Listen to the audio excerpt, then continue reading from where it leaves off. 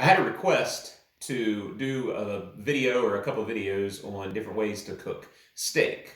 Well, since steak is what's for dinner tonight here at our house, we're going to show you what we do to cook steaks on a cast iron skillet using both the stovetop and the oven. So stick around as just a common man answers some very common questions.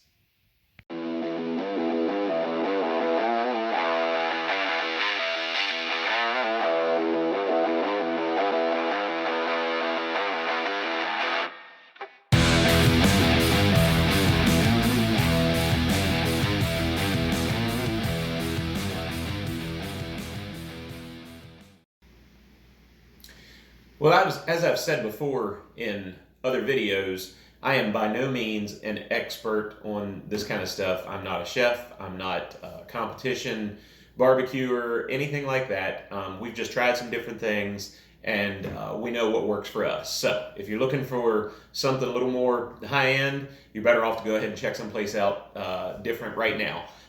But for us, we just kind of use whatever it is that we have here at the house, especially when it's just a normal dinner night for us. So I've got some T-bone steaks that I've had thawing out today. This is from a beef that we had butchered last year. So I did not go to the butcher and buy anything special. This is what came literally right out of our freezer to get ready for dinner tonight. We're just going to use a mix of some kosher salt and pepper, and then I'm going to try this Savory Steakhouse by Weber seasoning today, just to see. A lot of times I use some different things. We'll see how this one turns out, and we're going to just coat it with a little bit of light olive oil to get our seasonings to stick. So first thing you want to do is just, you don't need a whole lot, so we'll just dab a little bit on there and rub it in. And then we'll take our kosher salt and pepper and give it a decent coating. Kind of like whenever we do things on our grill or on our smoker, you like to have a nice crust. So don't be afraid to go a little bit heavy on that. And then, as I said, we're going to use the steakhouse rub that we've got tonight. So we'll give that a good coating as well. And then do the same thing on the other side. So again, we'll just pour a little bit of that olive oil on and rub it in to get everything to stick. Coat it with your kosher salt and pepper. Rub it in. And then your steakhouse mix. Whatever you want to use will be fine for this. And that's all there is as far as our prep for this. So we're going to let everything sit for a little while. Whenever it's time to get the cast iron fired up and get everything heated, we'll show you exactly what we do. So stick around.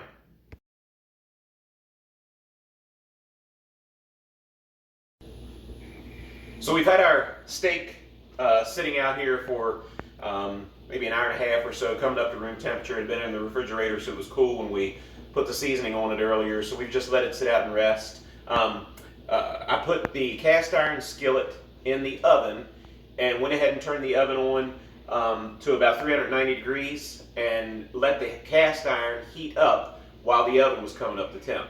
So when the oven came up to temp, I went ahead and turned this front burner on about a 6.5 or so, so like a medium high heat, and that's where we want everything set to get it started. So if you're using a cast iron, you put it in the oven. Don't forget, it's going to be super hot, so make sure that you've got oven mitts or pot holder, something that you can use to get this thing out. So we're going to go ahead and get it out.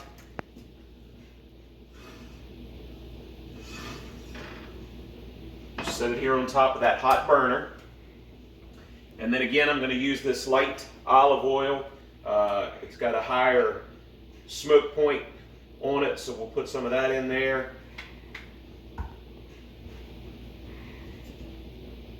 Get it around. And then we're going to go ahead and get this steak on to get one side of it seared really well. So, take your steak. Make sure that it's making good contact all around. And we're going to let it hang out there for maybe a minute, maybe only maybe a minute and a half, something like that, just to get a good crust on that one side. When we get that side finished, we're going to go ahead and get it flipped over, and then we'll put it right back in the oven, and we're going to let everything kind of sit in the oven and let it come up to the temperature that we want before we bring it back out, set it on top of the stove, and finish everything off. So again, we're going to let this thing cook here on the side for a little bit, and then we'll get it put in the oven.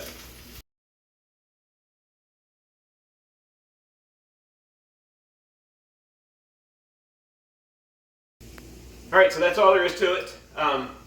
Like I said, get a good sear on that one side, and then once you get a good crust on it, flip it over and stick it in the oven. And then we're going to let it hang out. This is where you'll have to figure out what kind of temperature you're looking for your steak to get to. I like mine at about a medium. The rest of my family likes them a little bit more than that. If you like it less than that, you know, obviously you won't leave it in near as long. So we'll see how it does here in a few minutes, and we'll let you know how long it took for us at this temperature in the oven. Okay, so our steak's been in the oven for about 10 minutes, maybe 12 minutes now. We're going to go ahead and pull it out and get it back on top of the stove because I don't want it in there any longer than that, or it's going to be more done than I want it. So again, when you have a cast iron in the oven, don't forget and just reach in with not enough protection because they get super hot. So we'll go ahead and get this thing pulled back out onto the stove. And you can see it is looking very good there. We're going to go ahead and get a pat of butter put in with it to start melting. And I'm going to go ahead and throw in about a teaspoon of minced garlic in with it. And you're going to let that start to melt down. I'll just use this same spoon. And as that starts to melt down, you just want to spoon that mixture over top of your steak, and that'll help cook it to the doneness that you want. So again, we've got our skillet here on about a 5.5. That's plenty because you can see it's really starting to melt that butter down almost to the point that it'll burn it if we go too much hotter. I'm actually going to turn that down just to make sure that we don't. And so you just want to keep spooning that over, you know, maybe a minute or so. You can throw other seasonings in. I know a lot of different videos that you'll watch have different seasonings that you can put in with this. We are only using the butter and garlic right now. So we'll take a look and see what the internal temperature is looking like right now. Make sure you have a good thermometer to take a read on this. We'll sit it right in there. Oh, and we are perfect. Yep. That is all you want. 10 minutes in the oven. It's going to be a little bit better than a medium probably. For me, if you like it on the rarer side, you probably only need to go maybe somewhere in the neighborhood of 5 to 7 minutes in the oven at that temperature, and you get it back on top of your stove and spoon that over on top of it. So we're going to pull this off and let it set and rest here for a little bit, and then we'll put it on the plate and cut it open and let you see what it looks like.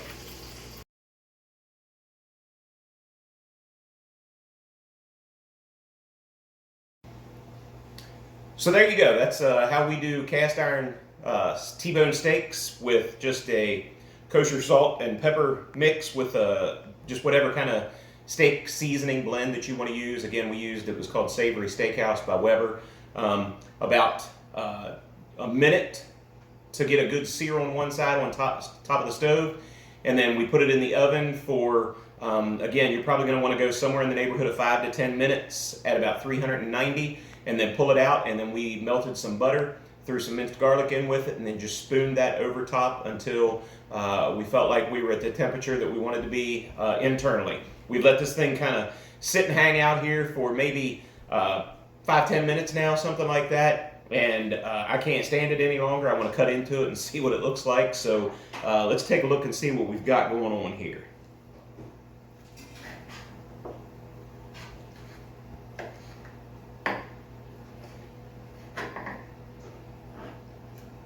And there you go.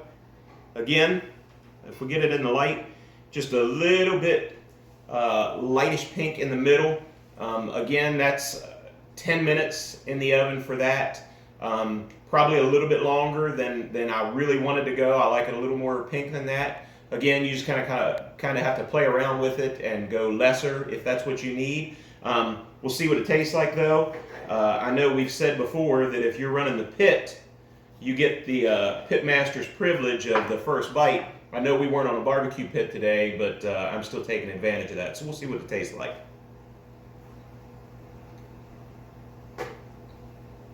Still good and tender. It's not bad at all. So hope you enjoyed it.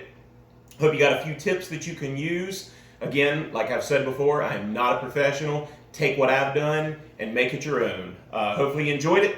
And come back for some more videos as just a common man answers some very common questions.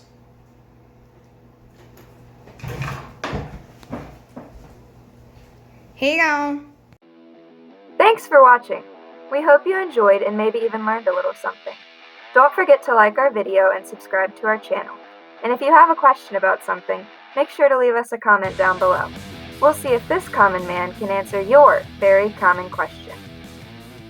Here you go.